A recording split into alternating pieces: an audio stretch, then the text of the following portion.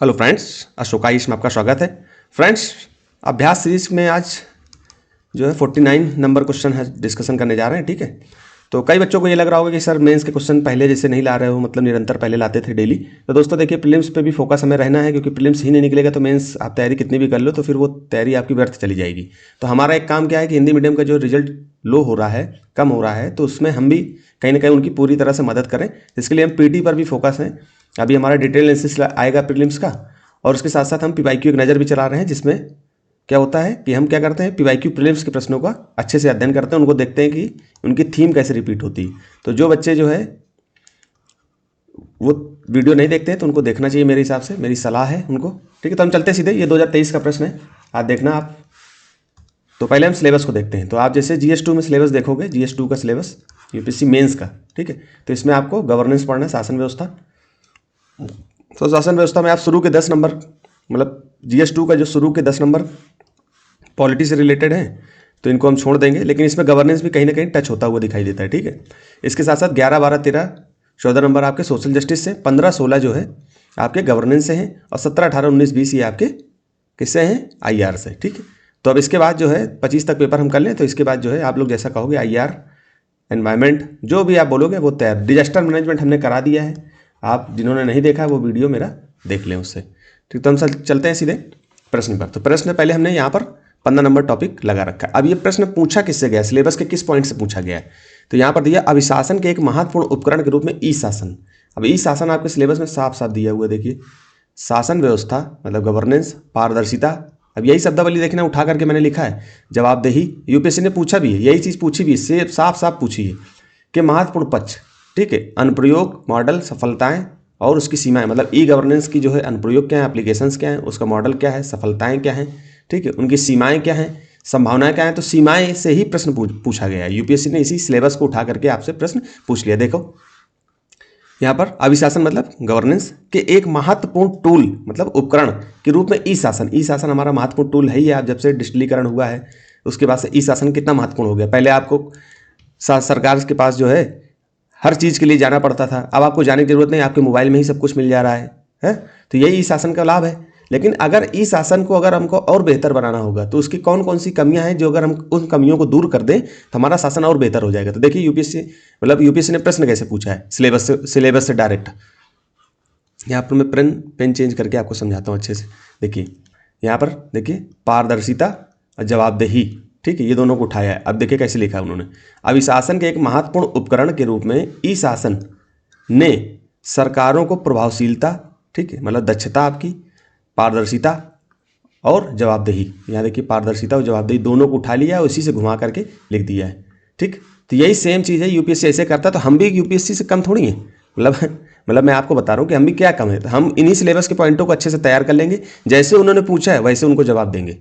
तो इसका मतलब क्या है कि हमको ये जो पॉइंट्स हैं इन्हीं को घुमा करके लिखना है। तो घुमाना कब आएगा, जब आप बहुत सारे प्रश्नों को अभ्यास कर लोगे। मैंने एक ही बात आपसे बोली कि आप जितना ज़्यादा अभ्यास करोगे, चाहे वो प्री का हो या मेंस का हो, उतना आप सफलता के नज़दीक होते चले जाओगे। तो बस आपके लिए सिर्फ सफलता के लिए अभ्यास, अभ्यास और अभ्यास, सिर्फ यही चीज़ होनी चाहिए आपके अंदर। ठीक है, तो यहाँ पर देखिए, फिर यहीं पर सीमाएं। अब ये सीमाएं से पूछा है। अब इसके आगे आप पढ़िए, जवाबदेही का आगाज कर दिया है, मतलब ये हिंदी मीडियम में आगाज कर दिया, इस तरह की शब्दावली बड़े बड़े बोल डाल दिए जाते हैं। ठीक, अब आपसे यहाँ तक तो उसने अपनी बात रखी कि ये चीज़ें तो हैं, कि मतलब ई गवर्नेंस के आने के बाद तो पारदर्शिता, जवाबदेही थी तो बढ़ी है। लेकिन अगर कौन सी अपर्याप्तताएं इन विशेषताओं की अभिवृद्धि में बाधा बनती हैं, मतलब कि अगर इनको और हमें बढ़ाना हो, मतलब इनमें पारदर्शिता, जवाबदेहिता मतलब और हो जाए, या पारदर्शिता, जवाबदेहिता और आ जाए, इसके लिए कौन सी ऐसी कमियां हैं जिनको हम दूर करके ऐसा क्या कर दें कि पारदर्शिता भी बढ़ जाए, उसकी ई गवर्नेंस की प्रभावशीलता भी बढ़ जाए और जवाबदेहिता भी बढ़ जाए। ये कब होगा, जब आप क्या करेंगे,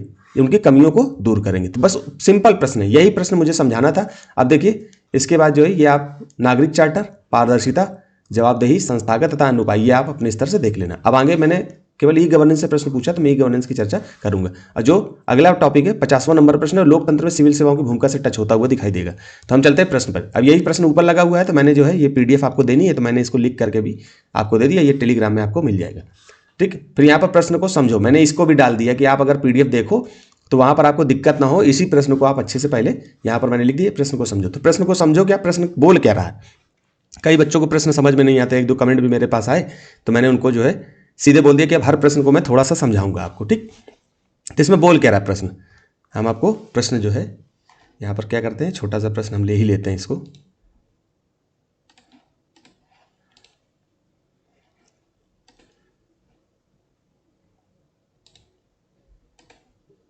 थोड़ा सा आप लोगों के समझाने के लिए यहाँ पर हम इसको पेस्ट कर देते हैं, ठीक है। अब आपको जो है ये प्रश्न अच्छे से दिखेगा, ठीक है। इतना छोटा दिख रहा है ना, पहले तो हम लोग यहाँ देख ही लिए हैं, आपने देख ही लिया होगा, यहाँ पर भी हमने लिख रखा। अब यहाँ पर आपको बताने के लिए मुझे इसको मैंने यहाँ पर लिख लिया। अब ये क्या बोल रहा है, अब देखिए, अभिशासन के एक महत्वपूर्ण उपकरण के रूप में ई शासन ने सरकार में प्रभावशीलता, पारदर्शिता और जवाबदेही का आगाज किया। मतलब जवाबदेहिता ये सब चीज़ें तो बढ़ाएंगी, लेकिन और अच्छा करने के लिए, मतलब इसकी प्रभावशीलता और बेहतर हो जाए, पारदर्शिता और बेहतर हो जाए, जवाबदेहिता और बेहतर हो जाए, तो कौन सी अपर्याप्तताएं हैं, अपर्याप्तताएं को सिंपल में समझ लो, कौन कौन सी सीमाएं या समस्याएं या बाधाएं हैं, ठीक है। बाधाएं हैं, सीमाएं हैं, ठीक है, या समस्याएं हैं, ये सब शब्द होते हैं। इनको जब पढ़ने लगोगे तो ये चीज़ें समझ में आएंगी। थोड़ा वीडियो लंबा होगा दोस्त, मतलब मैनेज करना, ठीक है, क्योंकि आप लोगों को समझाना बहुत बड़ी चीज़ है। यूपीएससी के प्रश्न समझ में आ गया तो समझ लीजिए कि प्रश्न आपके हाथ में होगा, ठीक।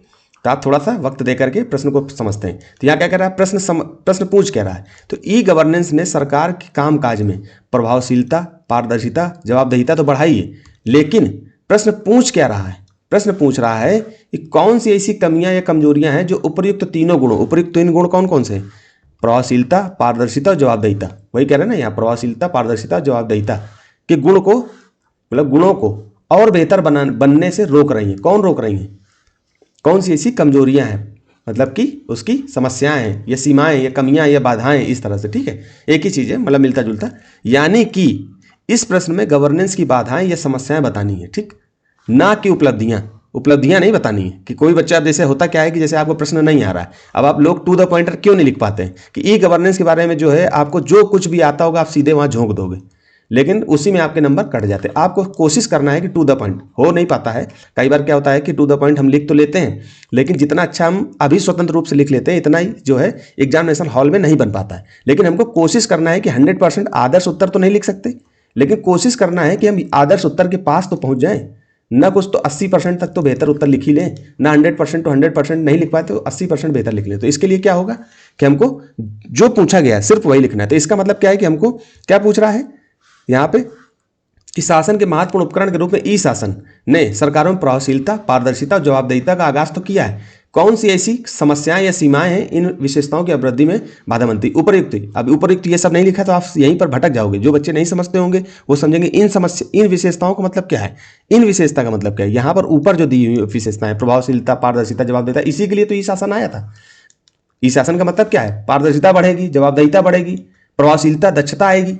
सिंपल है, वही चीज आपको लिखनी है। अगर यूपीएससी घुमा के तो पूछता ही है, दोबारा भी प्रश्न पूछ सकता है इसी तरह से। अगर वो अगली बार आपसे उपलब्धियां पूछ ले तब क्या लिखोगे, तो उपलब्धियों के लिए मैंने यहाँ पर लगा रखा कि यही सब चीज़ों को, ई गवर्नेंस को बढ़िया से अभिव्यक्त करके फिर आपको, जैसे कि उपलब्धियां क्या, ई गवर्नेंस से क्या क्या बढ़ा है, कॉमन सर्विस सेंटर की स्थापना हो गई है, डीबीटी के माध्यम से आपके क्या है खाते में पैसे आ जाते हैं, जिससे लीकेज और भ्रष्टाचार की कमी हो गई है, भ्रष्टाचार की समस्याओं में कमी आई है, ठीक है।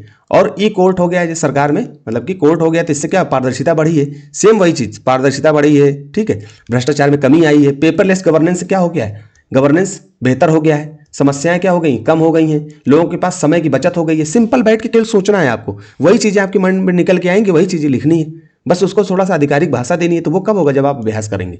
फिर क्या कह रहा है, जेम गवर्नमेंट ई मार्केट से क्या हो गया है, चीज़ें आसान हो गई हैं, उपलब्धता आसान हो गई है। और बीच में जो जमाखोरी ये सब बीच में होती थी, इसकी कमी हो गई है। फिर डिजिटल इंडिया प्रोग्राम से क्या हुआ, डिजिटल सशक्तिकरण हुआ है, डिजिटल अवसंरचना का विकास हुआ है। आधार कार्ड भी बना है, ई ऑफिस का स्थापना हुई है, डिजिटल आधार से क्या हुआ, डिजिटल पहचान मिली है हमको। ये सब चीज़ें इसकी उपलब्धियों में लिख सकते हो ई गवर्नेंस की। तो ये अभी पूछा नहीं गया है तो इसको हम अभी काट देते हैं। मैं केवल इसलिए बता रहा हूं कि अगली बार यूपीएससी अगर आपसे घुमा के पूछता है तो उपलब्धियों में इन सब पॉइंटों को डाल सकते हो, ठीक। ई गवर्नेंस की थोड़ी परिभाषा बता करके ये सब पॉइंटें यहाँ पर जो ली हैं इनको जो है आप डाल सकते हो। तो ये मैंने जो है यहाँ पर ऊपर लगा रखा है, लेकिन मैंने इसको पीडीएफ में नीचे दे रखा है, ठीक। ऊपर इसलिए लगा रखा है क्योंकि आप लोगों को समझाने के लिए था। बाकी इसको मैंने पीडीएफ जब आप देखोगे तो पीडीएफ में सबसे लास्ट में लिखा है, इसको बॉक्स के अंदर मैंने डाल दिया है। तो इसको जब अभी डिजिटलीकरण की उपलब्धियों के बारे में पूछ ले या ई गवर्नेंस की उपलब्धियों के बारे में पूछ ले तो आप इन पॉइंटों को डाल करके बेहतर उत्तर लिख सकते हो, ठीक।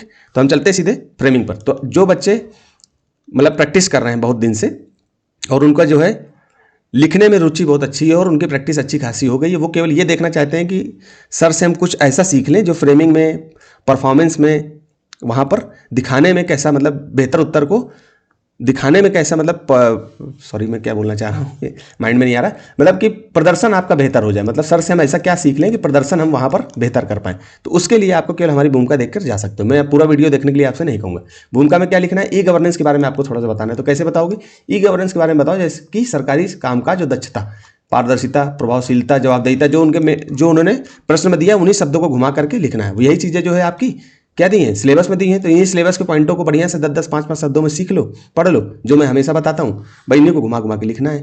फिर यहाँ पर मुख्य भाग में क्या लिखोगे कि इसकी कौन कौन सी ऐसी कमियां, जैसे डिजिटल विभाजन, ठीक, डिजिटल डिवाइड पढ़ते हो ना, कमजोर तकनीकी अवसंरचना अगर और बेहतर हो जाए तो हमारी पारदर्शिता बढ़ जाएगी, जवाबदेहिता बढ़ जाएगी, है ना, शॉर्ट में लिख रहा हूँ, और क्या, दक्षता बढ़ जाएगी, पारदर्शिता बढ़ जाएगी, जवाबदेहिता बढ़ जाएगी, जितने भी ता हैं ये सब लिख दो। फिर उसके बाद सरकारी कर्मचारियों और डिजिटल कौशल का अभाव। अब लोगों के अंदर क्या आप देखते हो, जितने भी सरकारी कर्मचारी वो अपना मोबाइल भी ठीक से नहीं चला पाते हैं। आप देखते हो जो आपके, बुरा मत मानना, आपके पिताजी वगैरह जो आपके मतलब कि जो बाबा होंगे या आसपास मोहल्ले में जो सरकारी सेवा दे रहे होंगे, ये 90 के दशक के पहले वाले, 2000 के दशक के पहले वाले जो कर्मचारी होंगे, वो क्या होंगे कि उनको ठीक से मतलब डिजिटल रूप से कंप्यूटर का काम करने में बड़ी दिक्कत होती। तो सरकार ने उनके लिए अलग से, मैं अपने घर की बात बताऊं कि मतलब ऐसा होता था कि कुछ हमारे सगे संबंधी होते थे, उनको कंप्यूटर के लिए बोला गया तो वो कंप्यूटर ही नहीं चला पा रहे थे। तो इसलिए जो है थोड़ी सी दिक्कत होती है सरकार को, कर्मचारियों के अंदर कौशल का अभाव होता है, ठीक। तो कौशलीकृत करने के लिए सरकार उनको ट्रेनिंग भी देती है, लेकिन वो उस बेहतर ढंग से वो ट्रेनिंग नहीं कर पाता। लेकिन आज का जो बच्चा है वो जो सीख रहा है वो चीज़ आगे चल के उसको फायदा देगी, है ना। तो वो आज के चीज़ों में सेट हो पा रहा है, ठीक। फिर हम चौथे नंबर पे देखते हैं डिजिटल सुरक्षा। अब क्या होता है कि डिजिटल गोपनीयता की बड़ी समस्या आ रही है, डिजिटल सुरक्षा की चिंताएं हैं, इसको लेकर के भी कहीं ना कहीं ई गवर्नेंस में बाधाएं आती हैं, मतलब उनकी सीमाएं हैं। विभागों के बीच समन्वय, अब एक विभाग है कोई मान लो और दूसरा विभाग है, दोनों के बीच में समन्वय नहीं है। मान लो डाटा ट्रांसफर करना है तो टाइम लग रहा है, या डाटा जा ही नहीं रहा है, ठीक है। तो इसको लेकर के भी दिक्कत होती है। तो ये प्रभावशीलता को सीमित करता है, विभागों के बीच समन्वय की कमी या एकीकरण की कमी प्रभावशीलता को कम करता है। फिर छोटा सा निष्कर्ष दे देना, निष्कर्ष में क्या लिखोगे, अतः समावेशी डिजिटल पहुंच, मतलब समावेशी मतलब सबके पास डिजिटल पहुंच, क्षमता निर्माण मैंने बहुत बेहतर ढंग से पिछली वीडियो में बता रखा है, मतलब पिछले की पिछले आप शुरू से देख रहे होगे तो आपको क्षमता निर्माण, कैपेसिटी बिल्डिंग, आपको डिजास्टर मैनेजमेंट मैंने बढ़िया से बताया है, और गवर्नेंस के उसमें टॉपिक में भी बताया है, ठीक। फिर सुरक्षित एकीकृत प्रणालियों के माध्यम से ई गवर्नेंस इन विशेषताओं को और सशक्त किया जा सकता है, ठीक। ये सब चीज़ों से मिलकर आप निष्कर्ष लिख सकते हो। अब जो बच्चे अभी तक प्रैक्टिस करते रहे हैं वो यहाँ तक देख के जा सकते हैं। अब मैंने कैसे लिखा है आप इसको देख सकते हो इस तरह से। तो ये 2023 का प्रश्न है, वही सेम प्रश्न है, डे 49 है, क्योंकि ये PDF आपको देनी है इसलिए मुझे यहाँ पर लिखना पड़ता है। शासन का प्रश्न है। अब इस प्रश्न को मैंने कैसे लिखा, ई शासन ने प्रशासनिक प्रक्रियाओं को डिजिटल बनाकर सेवा वितरण, जो हमें सर्विसेज मिलती हैं, सुधार तो किया, सुधार में पारदर्शिता तथा उत्तरदायित्व को बढ़ावा दिया है, ठीक। तथापि कुछ संरचनात्मक और क्रियान्वयन संबंधी अपर्याप्तताएं, वही जो मैं प्रश्न में दिया था अपर्याप्तताएं, कमी, उसी को मैंने वही शब्द उठा लिया। ये यहाँ पर आप बाधाएं भी डाल सकते हो, क्रियान्वयन संबंधी बाधाएं इसकी पूर्ण क्षमता के उपयोग में बाधक बनी हुई हैं, या कुछ सीमाएं डाल सकते हो, जो भी चीज़ें आपके मन में आए। वैसे मैंने सेम टू सेम जो प्रश्न में दिया है वही शब्द को मैंने यहाँ लिख दिया, जिससे एग्जामिनर को लगे कि हाँ आपने प्रश्न को समझा है और सही जगह उसका इस्तेमाल कर रहे हो, ठीक। फिर अब 1.5 शब्द का प्रश्न था तो 4-5 2 पेज में हमको लिखना था, तो इसमें 4-5 पॉइंट में मैंने मिला करके आराम से लिख दिया। तो मैंने हेडिंग बनाई, हेडिंग कोशिश करिए कि हेडिंग बेहतर ढंग से आप बना पाओ। अपर्याप्तताएं, जो सीमाएं हैं, जो ई गवर्नेंस में बाधाएं हैं या बाधाएं बनी हुई हैं, इस तरह से हेडिंग डाल सकते। मैंने बाधा डाल दी। फिर इसमें पहला number point two the point लिखना है, तो कोशिश किया करिए कि पॉइंट में आंसर हो, ठीक है। कोशिश करना है, ये नहीं कि आप पॉइंट ऐसा लिख रहे हो कि वो आपकी शॉर्ट नोट्स लगे। जैसे मान लो डिजिटल इंडिया लिखना है, डिजिटल विभाजन लिखना है, तो आपने केवल डिजिटल विभाजन डाल दिया, बस हो गया। कुछ बच्चे आजकल ऐसा यूट्यूब में लोग बता भी रहे हैं कि ऐसे आप लिखिए, लेकिन ये ऐसा नहीं लिखना है, आपको सिंपल उसके बारे में थोड़ा बताना भी है, जिससे एग्जामिनर को लगे कि आप अपना शॉर्ट नोट्स नहीं बना रहे हो, आप उत्तर लिख रहे हो, ठीक। तो यहाँ पर मैंने कैसे अभिव्यक्ति की है, डिजिटल विभाजन के कारण ग्रामीण, मतलब गांव में आप देख पाते हो, गरीब लोगों के बीच में देख पा रहे हो, और वृद्ध आबादी, मैंने वही चीज़ बताई ना, जो थोड़े बुजुर्ग लोग हैं वो कंप्यूटर मोबाइल वगैरह अभी भी अच्छे से नहीं चला पाते हैं। वृद्ध आबादी ई सेवाओं से वंचित रह जाती है, ठीक। ई सेवाएं जो होती हैं, अब बस जैसे कोई सेवा उनको पेंशन आई, कुछ आई, तो वो क्या कहते हैं, आप खुद ही अपने घर में देख पाते होगे कि आसपास, कि आपके कोई आसपास मोहल्ले में कोई होता है, तो अगर उसकी पेंशन आई है तो मोबाइल में अगर कोई पेंशन आई उसको मैसेज आए तो वो आपके पास आते हैं, बउआ इसको पढ़ दो, ठीक है, इस तरह से। तो वो जो है वही कमियां हैं, सिर्फ वही जो समाज में आप देख रहे हो उन्हीं को घुमा घुमा के गवर्नेंस में लिखना है, वही चीज़ें तो हैं। बस आपको गवर्नेंस की आधिकारिक भाषा थोड़ी सी इस्तेमाल करनी है। वो कैसे आएगी? जब आप अच्छे से क्या करोगे, सिलेबस को पढ़ोगे। जब सिलेबस अच्छे से पढ़ लोगे तो ये चीज़ें आपके माइंड में ऑटोमेटिक सेट हो जाएंगी। फिर अब कोशिश किया करोगे, किसी से बात करो तो आधिकारिक भाषा का इस्तेमाल करो, जिससे क्या हो, आपकी हिंदी बेहतर हो जाए। ठीक है। फिर दूसरा क्या, तकनीकी अवसंरचना की कमी, जैसे कमज़ोर इंटरनेट। आप देख ही रहे हो, इंटरनेट की कनेक्टिविटी कमज़ोर रहती है। और सर्वर विफलता, पता चलता है कि आप खुद देख लो, कोई फॉर्म वगैरह फिल करते हो तो सर्वर ही नहीं आ रहा है, फॉर्म ही नहीं फिल हो पाता है, डाउनलोड ही नहीं हो रहा है। हाँ? सर्वर विफलता प्रभावशीलता को प्रभावित करती है, उसकी प्रभावशीलता को प्रभावित करती है। फिर क्या, डेटा सुरक्षा और गोपनीयता संबंधी चिंताएं नागरिकों का विश्वास कमजोर कर देती है। मान लो कि आपकी कुछ डेटा चोरी हो जाए तो आपके मन में क्या होगा कि अरे यार, अगर हम ये सेवाएं लेंगे तो इससे क्या होगा कि हमें दिक्कत होगी, या हमारी से जो है निजी जानकारी साझा हो जाएगी, कोई ले लेगा। हाँ? फिर इसके क्षमता निर्माण, कैपेसिटी बिल्डिंग का अभाव होता है। सरकारी कर्मचारियों डिजिटल कौशल की कमी प्रणाली को सुस्त बनाती है। मतलब कि भाई हमारी कैपेसिटी बिल्डिंग में क्या होता है, अधिकारी तो होते हैं जिनको जो है हम कौशलीकृत करते हैं मानव संसाधन के रूप में, श्रम बल के रूप में। अगर वही कौशलीकृत नहीं होगी तो हमारे कर्मचारियों में डिजिटल कौशल का अगर अभाव होगा तो वो हमारी क्या है, कमी को बताएगा। और वो क्या करती है, जब कर्मचारी डिजिटलीकृत नहीं होंगे, डिजिटली जानकारी उनके अंदर नहीं होगी, तो हमारी जो पूरा सिस्टम है वो कैसा हो जाएगा, ढीला हो जाएगा, लेजी हो जाएगा, धीमे धीमे काम करेगा। और अच्छे से जानकारी होगी तो बहुत, एक क्लिक मारो सारा काम हो गया।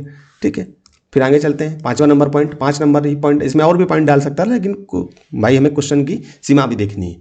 फिर विभागों के बीच जो विभिन्न विभाग हैं, जो मैंने शुरू में बताया वही चीज़ है कि एकीकरण का अभाव, जिससे पारदर्शिता जवाबदेही सीमित रह जाती है। वही शब्द उठा रहा हूँ, कुछ अलग से नहीं कर रहा हूँ, सिर्फ वही शब्दों को घुमा घुमा के लिखा। इस प्रकार अब मैंने निष्कर्ष डाला, अतः इस प्रकार कहा जा सकता है कि समावेशी डिजिटल पहुंच, क्षमता निर्माण, साइबर सुरक्षा तथा संस्थागत समन्वय को मजबूत कर ई गवर्नेंस की प्रभावशीलता, पारदर्शिता और जवाबदेही को बढ़ाया जा सकता है। सेम वही ऊपर के शब्दों को नीचे घुमाया, नीचे के शब्दों को ऊपर घुमाया। प्रश्न आपके हाथ में। अब देखो आखिरी प्रश्न है, मतलब आखिरी प्रश्न 2024 का है ये, 23 का हो गया। अब बस इसके बाद 25 है, बस खत्म। अब क्या कह रहा है, 50 नंबर टॉप, मतलब डे 50 होगा, कल मैं इसको करा दूंगा। तो प्रजातांत्रिक शासन का सिद्धांत, doctrine of democratic governance, English में जरूर पढ़िएगा। जैसे प्रजातांत्रिक कई बच्चों को दिक्कत होती है तो वहाँ लोकतांत्रिक, यहाँ डेमोक्रेटिक लिखा हुआ है। डेमोक्रेटिक गवर्नेंस यह अनिवार्य करता है, यह बताता है नेसेसरी, ठीक, कि लोक सेवकों की सत्यनिष्ठा और प्रतिबद्धता के प्रति लोक धारणा पूर्णतः सकारात्मक बनी रहे। अब क्या है, जैसे ये एथिक्स के भी जुड़ता हुआ सवाल है। अगर आप एथिक्स कर लोगे तो ऐसे सवालों को उधर से एथिक्स के कुछ चीज़ों को इधर डाल दो और इधर गवर्नेंस की चीज़ें डाल करके उत्तर लिखा जा सकता है। अब ये प्रश्न कई बच्चों को समझ में नहीं आया होगा। अब मैं इसको ठीक से समझाता हूँ। लोकतंत्र में क्या है, जैसे हमारा देश डेमोक्रेटिक है, डेमोक्रेसी हमारे देश में, उसमें कुछ मूलभूत सिद्धांत होते हैं। उन सिद्धांतों में क्या आता है कि मतलब प्रशासन कैसा होना चाहिए, नागरिक केंद्रित होना चाहिए। उसी को बनाने के लिए अभी तक क्या होता था, आप अधिकारी, पुलिस अधिकारियों को देख करके लोग डरते थे कि मैं इनसे कोई बात कैसे करूं। लेकिन आप पिछले 2-4-10 सालों में ये देख रहे हो कि अधिकारी खुद आपके पास आते हैं, आपसे कहते हैं हम आपके लिए ही सेवा के लिए तो बने हुए। तो जो लोगों के अंदर धारणा पहले से बनी हुई है अंग्रेजों के समय से, आप देखते हो पुलिस अधिकारी वगैरह जो पहले हुआ करते थे उनसे लोग बहुत डरते थे। तो लोक धारणा जो पूर्णतः सकारात्मक बनी रहे, तो मतलब अभी तक नकारात्मक जो सोच लोगों के अंदर है उसको सकारात्मक करने के लिए ऐसा क्या करना चाहिए। तो आप सोचो 10-5 पॉइंट, वही 10-5 पॉइंट लिखो। मान लो 5 पॉइंट, सिर्फ आप 5 पॉइंट सोचो कि ऐसे सकारात्मक के लोगों के अंदर क्या ऐसी हो जाए कि वो चीज़ें, मतलब कि ये लोगों की सोच सकारात्मक हो जाए। कैसे सोच सकारात्मक होगी, आप खुद सोचो कि जो सेवाएं होती हैं, अधिकारी सेवाएं क्या होना है, नागरिक केंद्रित हो जाए, लोगों के अंदर विश्वास बढ़ाया जाए। कैसे विश्वास बढ़ेगा, जब उनकी समस्याएं होंगी, समस्याओं का समाधान होगा तो उनके अंदर विश्वास बढ़ेगा। ठीक है, उनको जो सरकार लाभ पहुंचाती है तो उनको लाभ आसानी से पहुंचाया जाए। इस तरह से और 2-4 पॉइंट सोचो, उन्हीं पॉइंटों को सोच करके तो लिखा जा सकता है आंसर। ऐसे तो यूपीएससी पूछता, जब इनको ऐसे इस तरह सोचने लगोगे तो ये उत्तर आपके हाथ में होगा। समझ में आया? तो ऐसे ही आपको लिखना है, तो लिखोगे तो बहुत बेहतर तरीके से लिखने लगोगे। कल मैं इसका भी उत्तर आपको दूंगा। वीडियो अगर लंबा होता दोस्तों तो थोड़ा सा मैनेज करना, क्योंकि आप उसको बढ़ा के भी लिख सकते हो, 1.5 स्पीड में लगा करके भी देख सकते हो। ठीक है, वो आपके पास सुविधा है। बाकी मैं आपसे एक ही बात बोलूँगा कि आप जितना ज़्यादा हो सके अभ्यास करिए। ठीक है, बाकी एक नज़र सीरीज हमारी चल रही है, उसका भी लाभ लीजिए। जो भी चीज़ें आपको दी जाएंगी वो आपको बेहतर दी जाएंगी। किसी प्रकार से आपके साथ कोई भेदभाव नहीं किया जाएगा। ठीक है, अन्याय नहीं किया जाएगा। तो फिर यहीं तक रखते हैं दोस्तों, धन्यवाद।